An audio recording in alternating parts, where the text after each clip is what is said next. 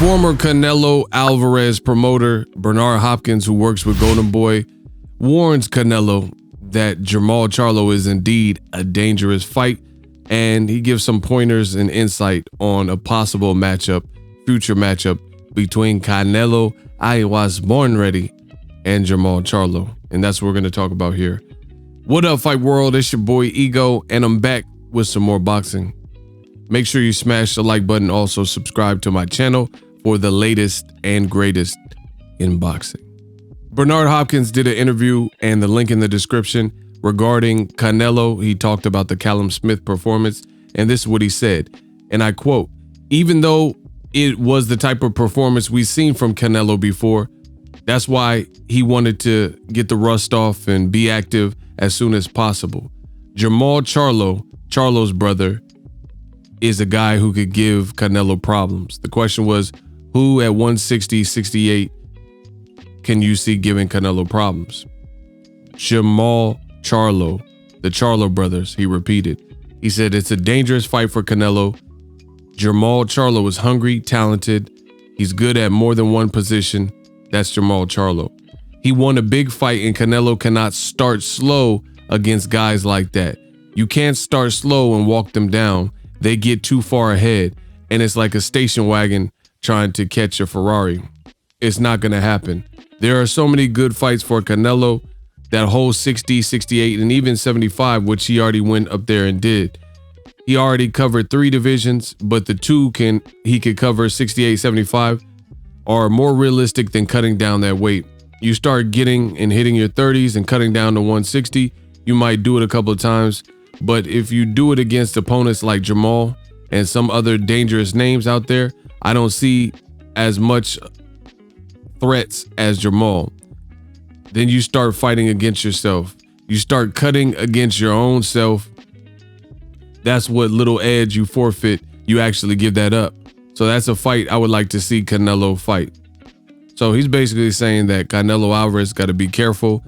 He's 30 now, and cutting weight against a guy as dangerous as Jermall Charlo is already a dangerous fight based on the skill set and what Jermall Charlo does well.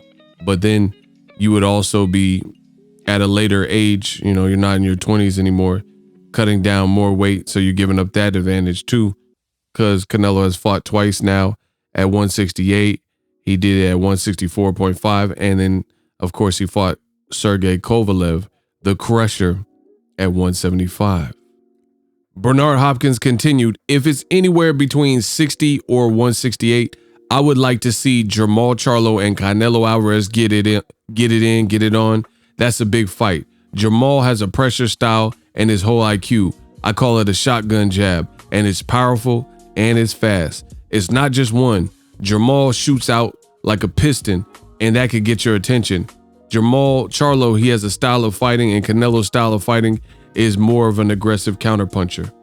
It's a little bit more of a making you miss and making you pay. He learned that the hard way, and he's obviously referring to his loss with Floyd Mayweather. He said he took the L, and you know where he learned that from. So he says he's kind of an aggressive counterpuncher, and he learned from the Mayweather fight, basically. Canelo, he got more advanced with it, and he got more skillful with it. So this is a plus for him. When you put that energy together, two fighters like Jermall Charlo and Canelo, you're talking about Leonard-Duran and Sugar Ray Leonard. I look at that as a modern day Sugar Ray Leonard and Leonard-Duran. The first fight, he made sure he mentioned that it was the first fight. He says on the fight with Canelo and Caleb, if I was giving him a report card, Canelo, I'd say B+. He's not 21. He's not Ryan Garcia. He's not 21 anymore. He's not 22 anymore. He's in his 30s. Time goes fast. The fights that are lined up for him, he's going to be in a lot of super fights before he's done. He's going to be in some major fights, I believe. This was the one to get the dust off and get you back in the mix that you desperately wanted. Now that he got that out of the way, look for Canelo to fight before Cinco de Mayo. I don't see him sitting around 4 or 5 months after that good performance and getting the dust off his back. He got some rounds in. He had a durable guy. It was a guy in Caleb Smith that had no chance of beating him, but I think it's better than sparring in the ring. End quote. So some people are going to say, oh, Bernard Hopkins, he's just saying this because he's no longer working with Canelo. But what do you disagree with that he said? I think his assessment was pretty dead on. And it's funny because when a channel like mine, when I say that Callum Smith, it was an easy fight for me to predict Canelo as the victor, you just heard his old promoter and a legend in the fight game himself, Bernard Hopkins, say the same thing. He says, basically we knew what that was going to be. And, some people are going to say he's just saying that because he's mad that he left Golden Boy, but you got to prove him wrong. So it was really an easy fight to predict. I never seen a performance from Callum Smith that let me believe that he was on the skill set world level. Like, his best win is a domestic guy, a guy from his backyard, George Groves, at the end of his career. I think that was his last fight before he retired. You see what I'm saying? Just like Terrence Crawford fought Kell Brook, his last fight. And I don't know if he's going to retire, but people are requesting it from him. You know what I'm saying? So, yeah, it's a name, but you have to look at, there's a lot of guys. I mean, boxing does this. I don't really have to go down the list, but Shane Mosley, at the point Canelo fought him, was he really Shane Mosley that rocked Mayweather and beat Antonio Margarito and fought Pacquiao? Most likely not, And Carlos Baldomir, at the time Canelo fought him, was he really the Baldomir that Zab Judah and Mayweather fought? It doesn't look so. And that didn't look to be the case. But nonetheless, I agree with Bernard Hopkins here. I think Canelo versus Jermall Charlo, it's a beautiful fight. It's a great fight stylistically. I think it's a challenge for Canelo. It's funny because you have pro boxers and they're telling you what I've been saying. Ego Stradamus strikes again. A legend in the fight game, Bernard Hopkins, just said this is a modern day Roberto Duran versus Sugar Ray Leonard. And, that's a classic trilogy. That's a classic fight saga in boxing. And he's giving it those high regards. But leave it to YouTube comment sections and boxing forum comment sections and the Canelo man fans. They'll simply say Charlo is no match and he'll get blown out. Let's see it. That's all people are saying. Like, at the end of the day, one guy got to win, one guy got to lose. Canelo had opportunities to fight the Charlo brothers when they were all at 154. Never happened. I have videos from years ago when they were at 54 where Jermall and Jermall Charlo called for the Canelo fight. And then back then, they weren't as known. They hadn't done everything they've done to this current point in 2020, going into 2021. Happy holidays to everybody. And as a result, people said, oh, you're not ready for Canelo. You got to do more, earn your stripes. This is what they do. And oftentimes the haters and detractors and the man fans, they often do it to black fighters, dark-skinned fighters, Afro-Cuban fighters, etc., where it's a catch-22. When you haven't proven anything, they say, why should you get Canelo? You just want a paycheck, right? Prove yourself. And then these guys prove themselves over the course of years and time and unify and move up in weight and put on stellar performances. And then now it's still an excuse to not see the fight. Like Jermall Charlo and Canelo should have fought, but instead Canelo became the franchise champion per his team at the time's request, Golden Boy and Team Canelo, and they haven't fought Charlo. But Canelo has no problem busting up all these European fighters. I do have Canelo at the number one spot for pound, but that also comes with responsibility and upkeep.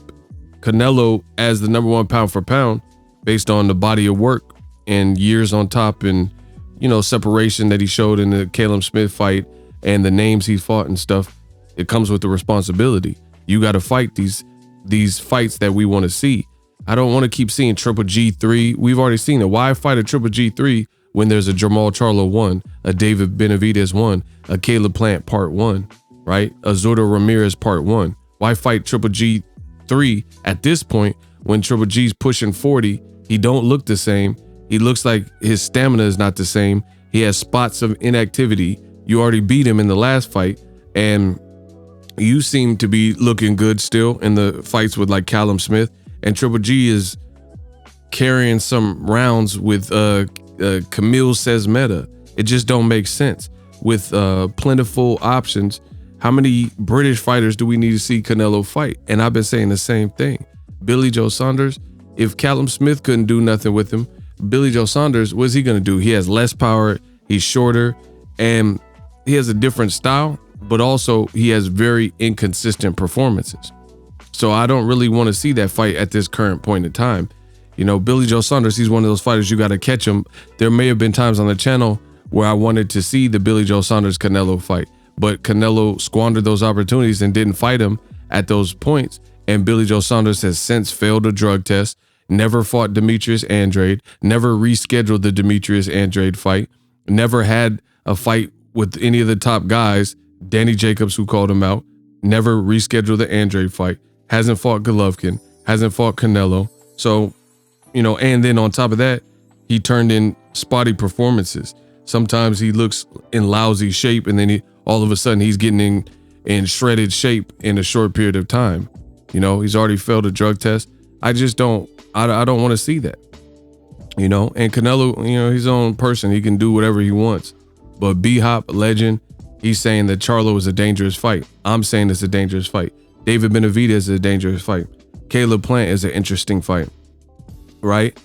Zurdo Ramirez even. You know, why would you have a Mexican superstar in Canelo Alvarez from Guadalajara, and he's fighting on Cinco de Mayo, or he prefers to fight on Cinco de Mayo and the quote-unquote Mexican dates, but he don't want to fight a Zurdo Ramirez, a David Benavidez Mexican-American? I mean, that don't make sense. De La Hoya, Mexican-American, fought a legend, Julio Cesar Chavez, you know? He says, you know, it's just inconsistent from Canelo. Canelo says he doesn't want to fight someone that bears the same flag, but you fought Julio Cesar Chavez Jr. How did that happen? How'd you fight El Perro Angulo? Like, how are these fights coming up? You know? So it's a lot of picking and choosing. Jermall Charlo was your mandatory. You don't fight him. But now you got to fight Avni Yildirim that nobody wants to see, that I know.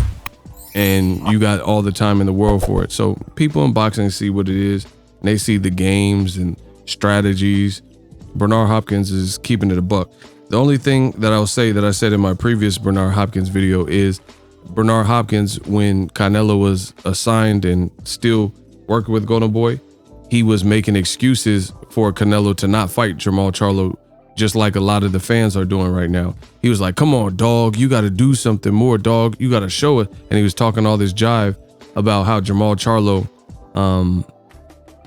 needed to earn his spot to get Canelo. But now that Canelo is no longer a problem, free agent Canelo, now he's keeping it real and telling us what it really is, that this is a good fight and a dangerous fight. Jermall Charlo already said that he was never given a contract from Golden Boy or Canelo's team. He said he just allowed people to say it, but he cleared the air. You know, let me know who you believe in that situation. Other than that, it's a great fight. You know, a lot of great fights. If Canelo keeps fighting European, British fighters, Austin Powers, Elton John and all this, then I think people are going to lose interest. There's too much greatness in boxing and people fighting. People are going to lose interest. He's a great fighter. He's fun to watch. You know, most fights are fun to watch, but it's not so fun where you can predict the outcome and you want to keep watching the same movie over and over, Groundhog Day. That's my honest thoughts. Use my link, get ESPN Plus. ESPN Plus, they offer a ton of original content, docuseries, documentaries, archive footage, and past fights. Teofimo Lopez and Lomachenko, Mayweather, Pacquiao, fights like that. All that and more. ESPN Plus is a standalone app, is $5.99. Or get the bundle. ESPN Plus, Hulu, and Disney Plus, all three apps for $12.99. And trust me, Disney Plus, they just announced a monster schedule, so it's on. The Mandalorian, I haven't really watched it, but a lot of people are watching it saying it's great. But I have watched some of the other content. I personally have all three, and you guys should enjoy it. Click my link. As always, let me know what you guys think. Jermall Charlo, Canelo, is it a fight that we'll ever get? Charlo doesn't seem to think that he can get it, but the fans got to push for it. And again, it don't make sense for the Canelo man fans to be saying Charlo gets bodied by Canelo. Okay, then we should watch it. Then you should want to see it so we could all see what's going to happen. How you going to say someone will get bodied, but then you're not pushing for the fight? Would you not pay top dollar or pay-per-view or whatever they're charging to see Jermall Charlo and Canelo Alvarez at AT&T Stadium. You know, like, people keep saying they're trying the same tired excuses because it's Canelo, but I'm here to tell you what it is and keep it real. Period. They keep saying, oh, what has Jermall Charlo done? What has Amir Khan done at 55, Canelo weight, to get the fight? He barely got past Chris Algieri in the first round. Chris Algieri hurt him, coming off a Pacquiao loss. What did James Kirkland do? He was on a long layoff, no Ann Wolfe, had a war with Glenn Tapia. What did Rocky Fielding do? He had already been knocked out by Callum Smith in one round. Callum Smith had a 4-week camp, they said. What did he do to get the Canelo fight? Exactly. Cherry picking. Drop your thoughts in the comment section. As always, hate, comment, and subscribe. Till next video's Ego signing off. Distracting you, you keep going. Of course I wanted to knock him out. You know, that's what I do. That's what we all, you know, train hard for, but I didn't get the knockout, but it was an entertaining fight. My brother gave me an A, and I'm cool with that. You know, that's how it was. Yeah, thank you, baby. Thank you. What? Hey, Ma, you had a great performance today. So what do you have to do to get the Canelo Triple G fight? Because it seemed like he ducked you, they just franchise tagged him. So I feel like, what do you got to do to get this fight, man? You've been asking for the fight for a long time. You've been beating these guys that's in front of you. Canelo say you want to fight the best fighters. Triple G say they want to fight the best fighters. But it seems like they don't want to work with Jermall Charlo. What you got to do to get this fight, man? Man, that's the great question, you know. You know, in order for me to get this fight with Canelo, I'm gonna need all my fans, all the Lions Only team to vouch for me. You know, we all gotta just put in that word and, you know, keep putting in work. Canelo gotta fight me sooner or later. He cannot retire without fighting me. You know, I'm one of the best out there. 29-0, 21 knockouts. You know, he gotta fight me sooner or later. In order to fight Canelo, I probably gotta go to Dallas. What's up, man? Errol Spence, new media member, ladies and gentlemen, as well. So, Oh, brother. I love you, Daddy. Oh, you too, brother.